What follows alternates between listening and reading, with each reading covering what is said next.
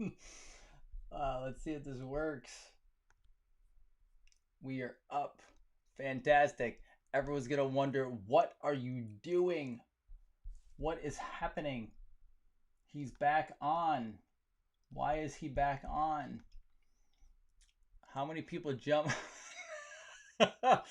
Okay, I'll let some people jump on quick. This is going to be short. Okay, this is not going to be long.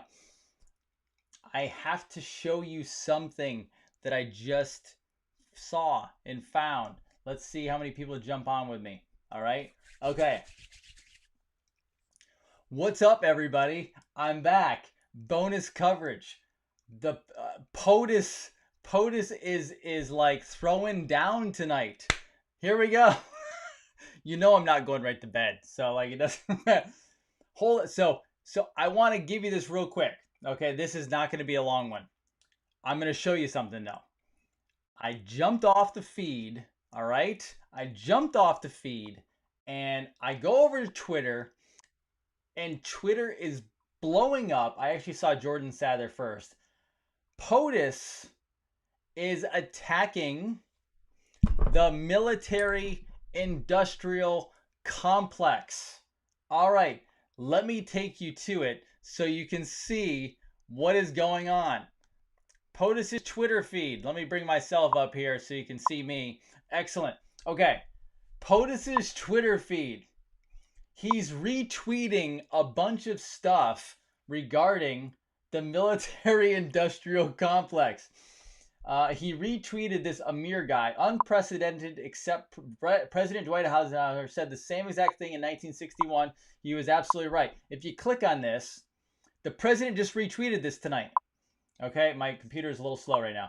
In an unprecedented public attack by a sitting U.S. president on the leadership of the U.S. military, President Trump has accused U.S. military leaders of seeking to start wars to boost the profits of defense contractors. Now, they're going to try to spin this. They're going to try to spin this as if he's trying to attack the military. He didn't say that. He said he was attacking the Pentagon, who is allowing this to occur. And then he retweets, and I'm going to let you listen to this, Dwight Eisenhower. Give me a second. Let me bring this up. Difference with arms, but with intellect it's going slow. and Hold decent on a second. purpose. Let me restart this where it was.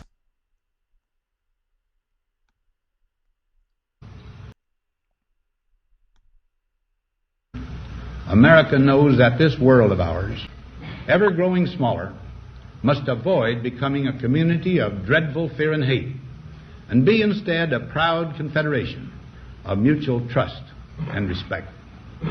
Such a confederation must be one of equals. The weakest must come to the conference table with the same confidence as do we, protected as we are by our moral, economic, and military strength. That table, though scarred by many past frustrations, cannot be abandoned for the certainty agony of disarmament of the battlefield. Disarmament with mutual honor and confidence is a continuing imperative. Together we must learn how to compose differences, not with arms, but with intellect and decent purpose. Because this need is so sharp and apparent, I confess that I lay down my official responsibilities in this field with a definite sense of disappointment. Wow. As one who has witnessed the horror and the lingering sadness of war, as one who knows that another war could utterly destroy this civilization which has been so slowly and painfully built over thousands of years, I wish I could say tonight that a lasting peace is in sight. Happily, I can say that war has been avoided. Steady progress toward our ultimate goal has been made, but so much remains to be done. As a private citizen, I shall never cease to do what little I can to help the world advance along that road. America knows that this world of ours, ever growing smaller. So the president retweeted that tonight. And then if you scroll down, he he retweeted this BDW, Brian Dean Wright, where it said President Eisenhower said much the same back in 1961, warning the nation about the military-industrial complex. Trump is absolutely right. Now, I'm going to this is the one I wanted to show you earlier. So this is actually up. So let me show you this one real quick. Sorry, I have a whole bunch of stuff running because I didn't expect to be back on tonight. So let me play this one. With him, he's right on tape, and you don't want to cover it. You should be ashamed of yourselves. The press should be ashamed of themselves. With Biden, shipped away our jobs, threw open our borders, and sent our youth to fight in these crazy, endless wars. And it's one of the reasons the military, I'm not saying the military is in love with me, the soldiers are. The top people in the Pentagon probably aren't, because they want to do nothing but fight wars so that all of those wonderful companies that make the bombs and make the planes and make everything else stay happy. But we're getting out of the endless wars. You know how we're doing. We defeated 100% of the ISIS caliphate. 100%. When I came in, it was a mess. It was all over. They have it in a certain color, all ISIS. A year later, I said, where is it? It's all gone, sir. Because of you, it's all gone. Because of my philosophy. So that was him talking about the companies that make so much money off of war. And then he does another one.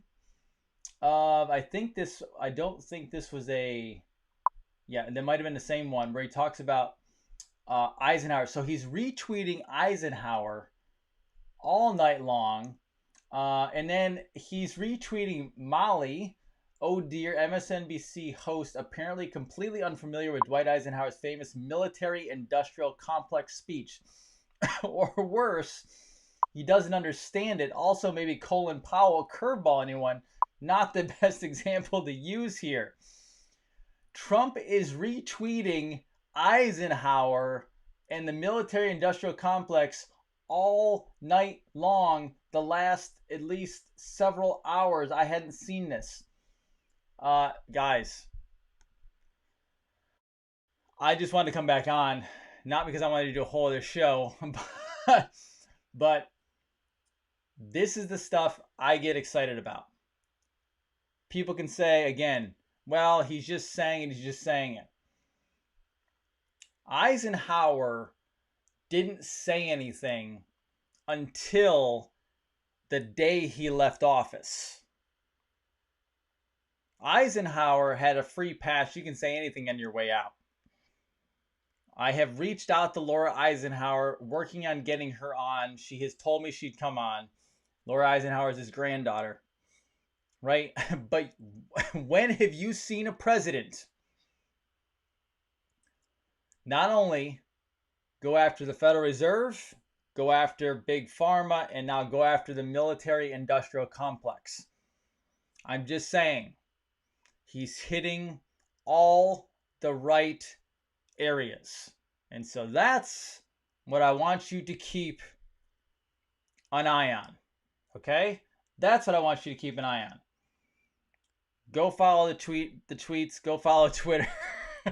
And I am past my television time because it's 11 o'clock or 1 minute till 11 on my clock. And I was just I saw it and I wanted to point it out because I didn't see it happening before. But this is the kind of stuff you need to go. And by the way, just so you know, Eisenhower, who told you about the military-industrial complex, Eisenhower was the one who met with extraterrestrials when he was off the radar for upwards of 10 days.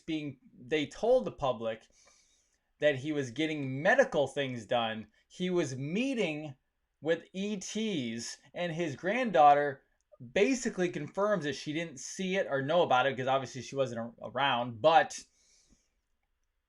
it is well known that he met with ETs and they developed a treaty between the United States, other countries, as well as extraterrestrials. Okay? So, guys, yes, with ETs. Yes, Liz. He met with ETs.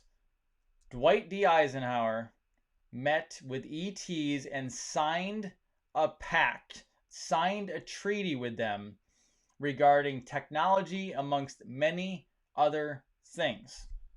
I'm going to bed. Maybe. You guys have a wonderful night. There was a bonus episode, 10 minutes. Have a good one.